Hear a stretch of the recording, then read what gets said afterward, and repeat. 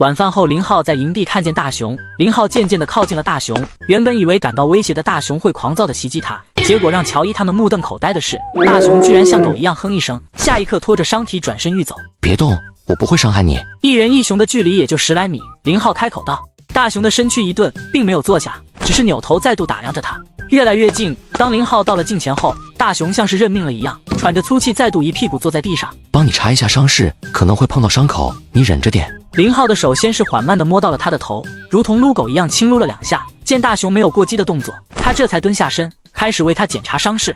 是头母熊，奶很大，一眼就能分辨。伤口的位置同样清晰，在左边前肢下方的腹部，好像是被同类撕咬出来的伤。伤口并不是今天的，因为看上去都有了少许的炎症。林浩的手放在伤口的边上，打开系统，下一刻永久幸运值狂掉。之前就长尾鲨时掉了600点，现在就大熊居然掉了800点，损失真大呀！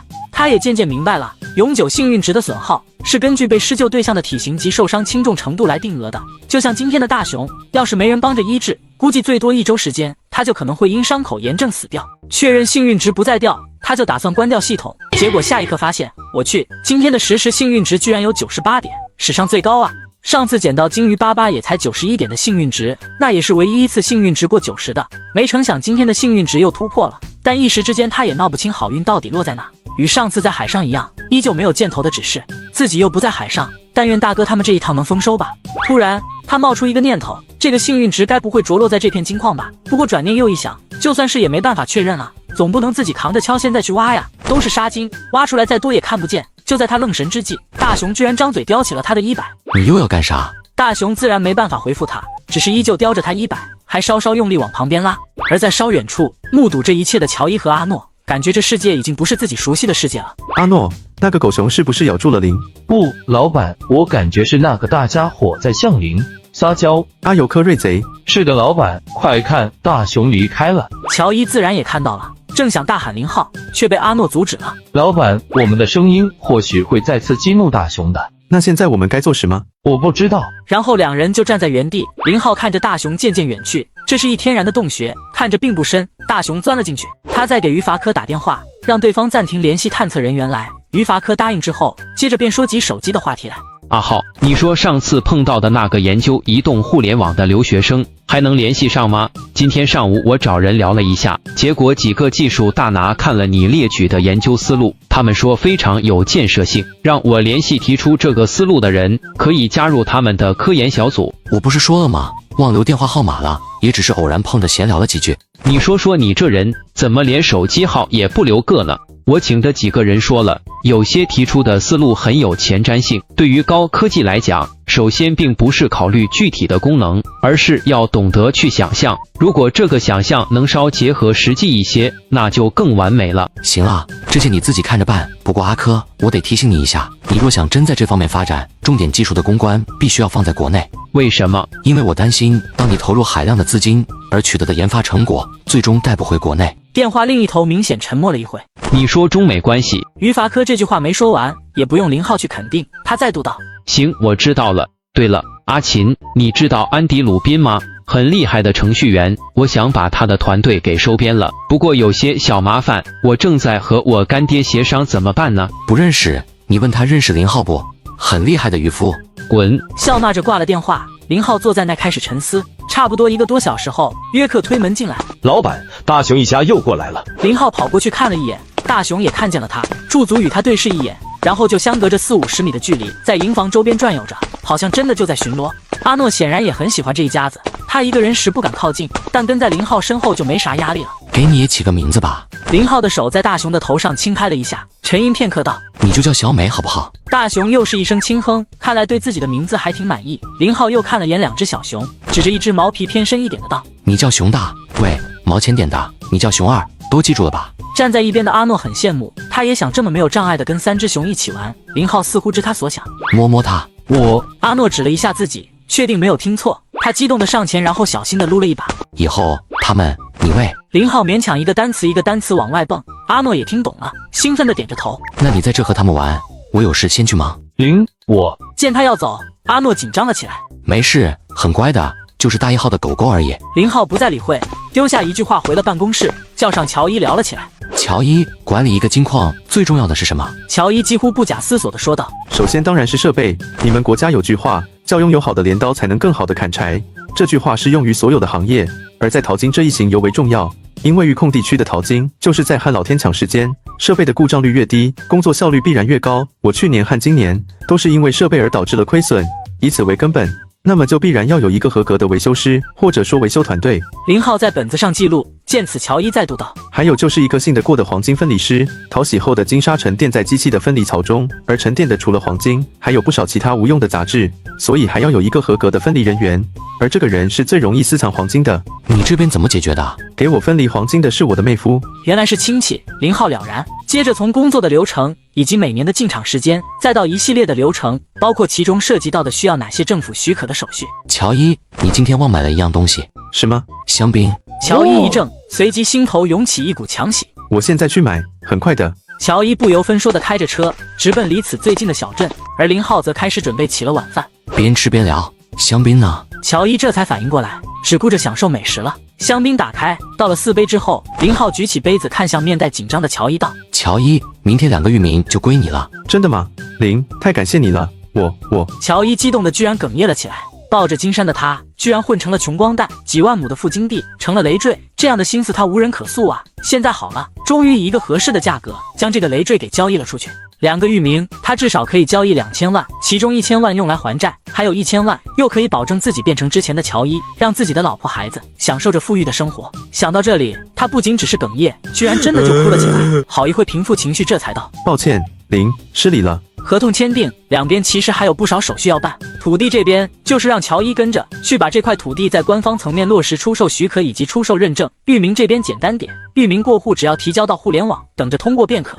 第二天一早，林浩起床刚打开门，就见小美就坐在他的门边上。好了，你带着2个孩子好好的，明年你冬眠醒了，我应该还会再过来的。互动了没一会，乔伊和约克也相继起床，全部洗漱过后，阿诺开着车送他们来到了直升机驻停的地方。隔日一早，林浩便收拾好了行李，他买的是上午10点40的机票，全程10个小时左右，再加上时差，到达北京刚好是清早8点多。乔伊开着车跟约克一起将他送到机场，约克也是今天的航班，比林浩晚1个小时，他要回硅谷。到达机场，办理好行李托运，与乔伊2人告别，没一会便有人来请他登机。飞机起飞的那一刻，看着越来越远的陆地，林浩露出了一丝微笑，终于可以回家了，真好。上午8点半左右，飞机落在京城的机场。下了飞机之后，就看到了小曾，也就是于伐科的助理。不好意思，林总，于总9点钟有个很重要的会议，所以不能亲自来接您。多大点事？帮我订回家的机票了吗？于小曾也足够熟了，所以他说得很随意。按您所说，订的是明天上午8点50的。掏出国内的这部手机开机，然后便是群发短信报平安。坐上车后，回复的短信立刻就来了。首先是老爹的，就5个字，快点滚回来。接着是于伐科的，让他先休息。中午2人去吃剁椒鱼头。陈东更奇葩，直接问了句：“你谁呀？”张哥，我是林浩，有没有忘了小老弟？自从上次远洋钓鱼比赛后，他和张哥还有李刚他们还都保持着联系，偶尔会互发一个信息。想着对方忙不一定能第一时间回短信，他便想装起手机，结果还没塞进口袋，摩托那经典铃声哈喽筒就响了起来。看了眼来电，发现是张哥，他立马接通了。阿浩，我跟小李他们还开玩笑说，你这小子到哪去了？这1个月不仅不回我信息，连小李他们的都不回了。张哥，我出了趟国，刚下飞机。说吧，有啥事？刚下飞机就给我来电话。我想要2根最好的山参，价格不是问题。张哥，要不你帮我淘淘？另一头沉吟片刻，这玩意不好淘，要不你来一趟我们这，我带你去挖。能挖一麻袋不？老弟，我还真敢想，以为那是大白菜啊。张哥那独有的东北腔，听着就让人有点想笑。林浩知道张哥是想忽悠他去玩一趟，想了想，短时间是不可能了。张哥，我这刚回来，估计要过一段时间。他想着推脱，没成想张哥更干脆。时间你定，我随时有时间，只要你来就行了。到时把小李也叫上，看老哥是不是场面人就得了。又闲扯了2句，林浩才挂断电话。对于挖山参他是真没兴趣，那玩意肯定比虫草还难找。但张哥都这么说了，他也实在是不好拒绝。看情况吧，年底如果有几天刮风不出海的话，倒是可以出去一趟。林总，您的那幅画在于总的办公室，我送您登机时会拿给您。谢谢了，小藏哥，我们终于回来了。说是吃剁椒鱼头，还真的就是。3人进了包厢后刚坐下，菜就上来了，小炒肉、干锅肥肠，还有一小盆子血鸭是老板亲自端上来的。小柯，今天你可赶上了。昨天你婶去房山有事，碰到有人在卖土麻鸭，就买了2只，本打算自家吃的。叔，我也不是外人啊。中午吃完饭，于伐科下午的事也推了。下午，在于伐科的引领下，他见到了接收捐款的部门领导。这是指定捐额，所以什么红石黑石的是沾不上边的，直接捐给奥组委的一个部门。小林同志心系家国，实乃是年轻人的典范。这次捐款有什么特别要说明的吗？林浩看了一眼于伐科，后者笑了笑，并没有开口的打算，他自己只得回道：领导，我没有。说到一半，他突然想了起来，面上浮现一丝憨笑。领导，到时开幕式的门票我能申请几张不？放心，多少钱我会买，只是我不是本地人，我担心到时抢不着。哈哈哈，小事来着，过后你记个号码，到时直接联系对方，15张够不够？领导也是一脸的轻松，他同样怕林浩不知轻重，狮子大开口，那到时这1500万美刀接不接受，就得犹豫了。够的。聊了几句，林浩和于伐科就告辞了。捐了一个来意，林浩反而有一种浑身轻松之感。怎么说呢？国外挣钱，国内花，就有一股子自豪，自己也参与了国家大事，这么说也没毛病。举国的大事，当然是有钱的出钱。第二天一早，林浩5点多就起床了，没办法，想着马上要回家，他居然兴奋的有些睡不着。于伐科亲自给他送到了机场，又递给他一个大拉杆箱，那幅画在里面，还有你影杀嫂子给你买的一些特产。好不容易出国一趟，你总不能空手回家。说不感动是假的，这货的心总是这么细。帮我谢谢嫂子。你嫂子高兴着呢，干爹打电话给她，把你逮到一顿夸，还说我总算是交了1、2个靠谱的朋友。你听听，这叫啥话？感情我之前的朋友都不靠谱。还是韩叔他老人家看人准。说你胖你还喘上了，年前我可能会去一趟你那边，有好玩意记着给我留一点。林浩挥挥手，这次他买的是直达省城的，到家还得2个多小时车程。正犹豫着，手机突然响了，一看来电居然是大哥。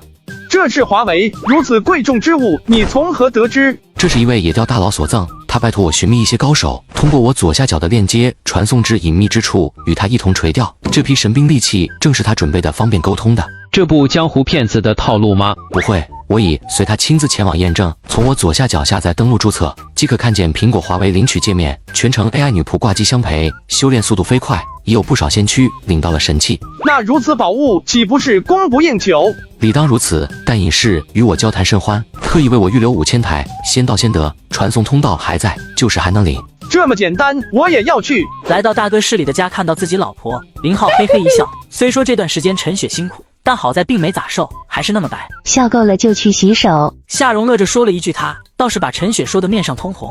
林平刚把酒拿到桌上，夏蓉的眉头就拧了起来。喝什么喝？阿浩刚回来，让他多吃点菜，吃完好好休息一下。林平善然老实的又将酒瓶子收了，之前还能反抗一下，现在老婆那就是天。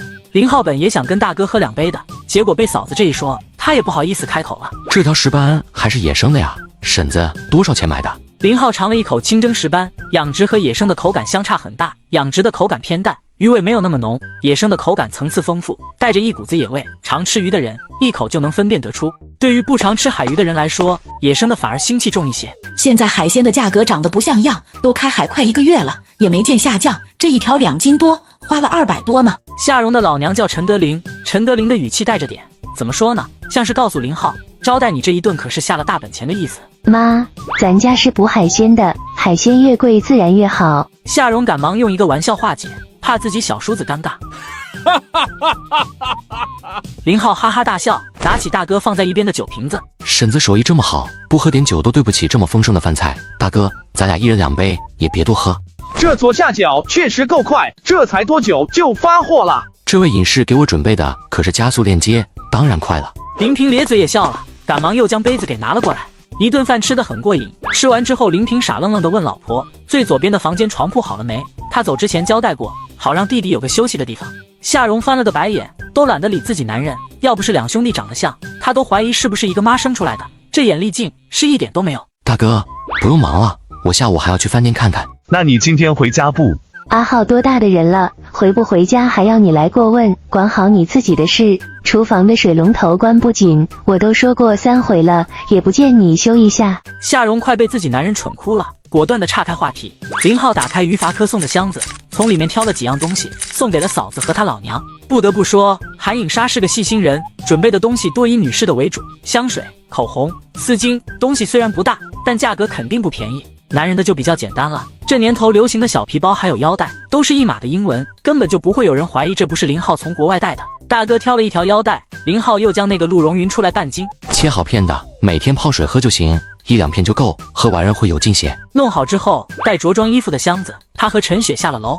去哪儿？上车之后，陈雪故作矜持地问了一句：“你说呢？”一嘴的酒味，那我们去饭店。行吧，不过得先回家换套衣服。陈雪的手将他的衣领拨弄了一下，这才道：“下午别去了，你好好休息一下。我看你都瘦了。”刚刚嫂子好像也这么说，至于瘦没瘦，他也不清楚。男人嘛，极少有跟体重秤过不去的，反正他是没有过秤的习惯。陈雪说这句话时，满脸的心疼之色，让林浩心中温暖不已。听你的。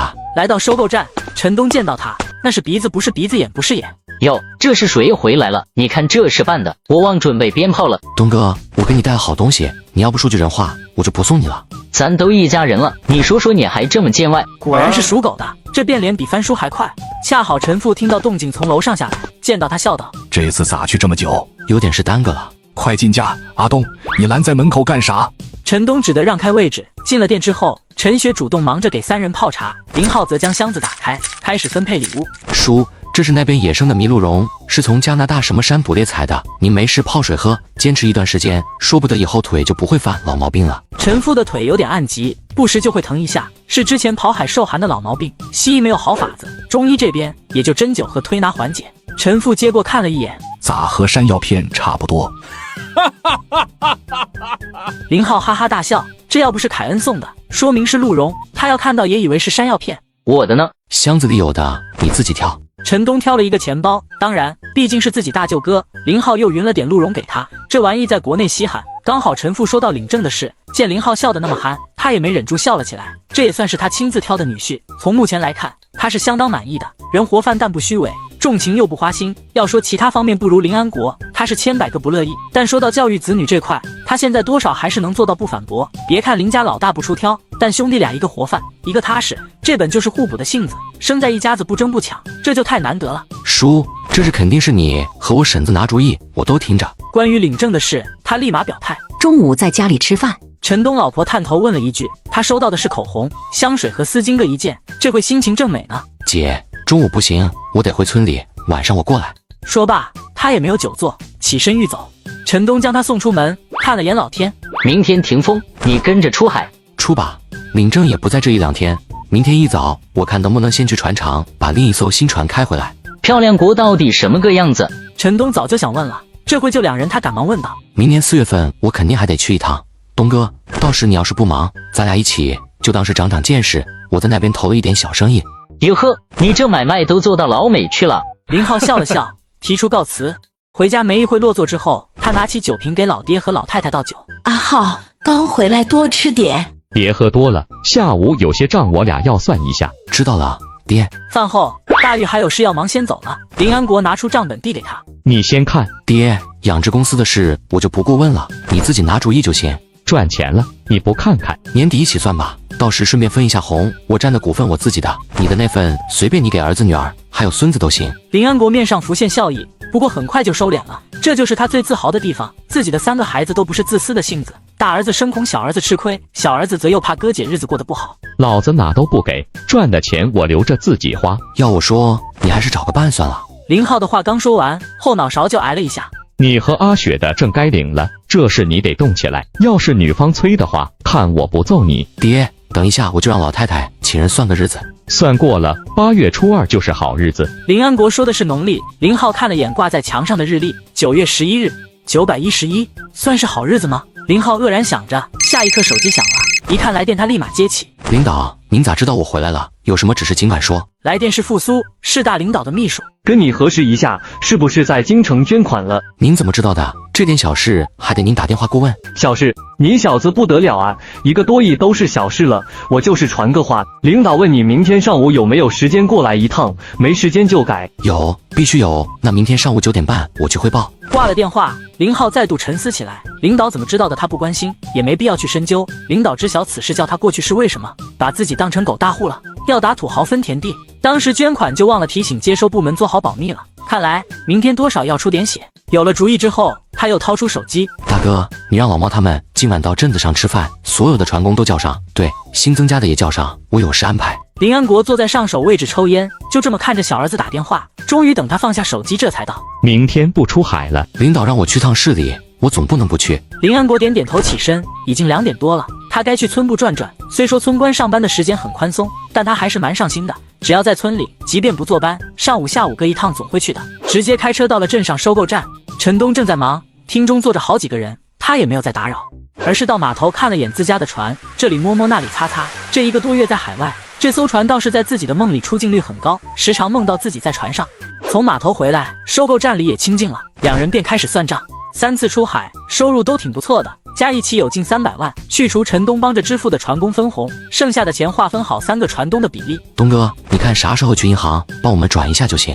瞧不起谁啊？告诉你，现在转账不用去银行了。哟，士别3日刮目相看啊，电脑都用上了。从你的话中我听到了浓浓的嘲讽味，但我还是打算原谅你。今晚过去一起喝一杯。算了，等你出海回来后吧。今晚都是你家的船工，我就不跟着凑热闹了。原本说今晚在这边吃的，但他有些事得安排，所以想着让陈东过去喝一杯。至于陈父肯定是不愿意的。我明天不出海，明晚我到家里吃饭。欠你的。嘿嘿，别这么小气嘛，大舅哥。在收购站待到近6点，他去了海鲜会。今晚人不少，没一会，老毛来了，看到林浩开心的不行。咋去这么久？可想死我了！好好看看老美的水土，看来不咋养人。你这瘦了吗？毛哥，你又不是大姑娘，咋说的这么黏糊？我还真不习惯。咱先把正事办了，不然等一下酒喝得不痛快。林浩开口，原本热闹的包厢瞬间安静了下来。先说快餐店的事，先从我的盈利当中拿出15万，给老朱配个车，以后老朱负责新门店的拓展。见老朱嘴都咧到了耳朵根，林浩又泼了一瓢冷水。今年还有4个月，我的目标是再开4家。你要是完不成，就把车还给我，老实在快餐店窝着。是，保证完成任务。老朱起身保证，原本该很严肃的，但这货本就2条腿不一样长，已经很努力的站直，但还是一个肩高一个肩低，怎么看都有股子滑稽的感觉。这要是头上再戴一顶歪帽子，妥妥的别动队成员，惹得不少人没忍住笑出了声。行了，快坐下吧。林浩又看向老六，老彭，门店的管理就只能交给你了，妍姐多帮帮忙。除了分红以外，工资我也会给你们提的。大家都知道，咱又有一艘船可以出海了，人员这块我们要简单的分一下工，我大哥负责一直在用的这一艘。说着，他就看向大哥，人是你自己定还是我来定？林平摆摆手，示意他一起安排了就行。人员的安排也不难，目前加上阿和总共13人。林浩给自己的船上安排了6人，大哥船上7人。大哥，明天你先带着你船上的人出海，到达作业水域，你给我来个电话，我这边忙完到时开着新船赶过去。知道了。林浩看向阿和问道：重新上船有意见吗？没，哥，你咋说我咋办？林浩哼哼的笑了一声，真要这么听话倒好了。他又对大玉道：你这边我再想想，肯定给你安排个好的。至此所有的事情安排好，林浩举杯道：那就这么的，大家来喝一个。一大早，林浩驱车来到了市政大楼，在楼下登记完后便直接上去了，比约定的时间提前15分钟，被直接带到了复苏的办公室。阿浩来了。领导，您说有事直接电话吩咐就是，我来这不打扰你吗？哈哈哈，是觉得到我这来耽误你的时间吧？等一下，我给你通报下。复苏出了门，差不多1分钟就回来了，对着他招了招手。再次见到领导，对方好像没有一点变化。阿浩同志，好样的，很有社会责任感。林浩一时之间还真听不出领导这话的意思，只得试探的道：祖国母亲办大事，咱当子女的自然是有钱出钱，有力出力。领导轻拍一下桌子，不容易，有这个觉悟更有大气魄。领导，您就别夸我了，我脸皮厚不要紧，但还年轻有点不定心，到时把您的客气话当真了，说不准得飘。领导终于笑出了声。能说出这番话，说明你就对自己的认知很清醒。你有这样的觉悟，市里还是要表彰的。说说你的打算。好嘛，这帮领导都一个样，自己不提要他开口，他当然不好开口。领导，今天叫我来不是让我捐款的。你不是已经捐过？领导说到一半反应过来，面上有些哭笑不得。我没打秋风的心思，在你心中我就这点格局啊。况且你这刚捐了1个多亿，让我怎么好再开口？就算羊毛指着一只羊来薅，也得等这只羊2茬毛长出来才行。这就是林浩理解领导话语中的意思。领导，这是我应该做的，就不要表彰了。说句实话，这是我本不想让人知道，所以您帮忙成不？领导轻嗯一声，懂得低调是好的。那行，就按你说的，过后我会让副秘书给你电话。接着领导又问及了村子里现在的情况，看着聊了不少内容，实则也就10分钟时间。自领导办公室出来，林浩看向复苏，我咋没听懂？大领导说让您给我电话是什么意思啊？肯定是好事，不过暂时还没有确定，所以没办法告诉你。领导，于姐说请您去几次您都不去，我那个庙太小了，跟复苏就比较熟，聊天也稍随意了些。吃你的怕嘴软。行了，你也忙，我就不送了。对了，中伦前段时间打你电话一直打不通，邀请你去夏市玩呢。我知道了，过会给他回一个。中伦就是刘中伦，带着老婆孩子捡鸡心螺要吃，被他制止的那位。辞别复苏，林浩来到停车场，开始回想与领导的对话。看来领导还算是爱护他的，原本肯定会有宣扬的意思，比如让市台记者采访一下，登一下本地报纸，宣扬正能量嘛，这也属于好的题材。但在他的请求下，领导还真同意缩小知晓的范围，这就很难得了。至于说好处，暂时他也想不起来自己能拿到什么好处。掏出手机拨给了刘中伦，约定下次去夏市一定一起吃个饭。他这才开车往家赶，到家已经11点了。他先到大哥家里，刚好看到大哥带着人在准备出海的东西。大哥，感觉风还挺大的，你去码头看了吗？已经小了，2点多差不多就能出去。吃的多装些。放心吧，阿浩，我昨晚列了个单子，今天按单子准备的，不会短东西。现在分船，他相当于这艘船的2把手。按船上的称呼，算是大副吧。他本就心细，昨晚先写完要采买的东西，接着又打电话给老猫过了一遍，确定没有遗漏。今天一早就来协助林平准备东西了。阿浩，明天去提船。后天吧。老太太说后天日子还可以。那你记着后天一早先去妈祖庙上香。我知道了，大哥。你们中午不在家吃了？我们在快餐店吃，刚好让老彭帮我准备了一些卤菜一起带着，吃完就在那等，风一小就出海。目送着大哥他们离开，林浩没有去老太太那里吃饭，而是回了老宅。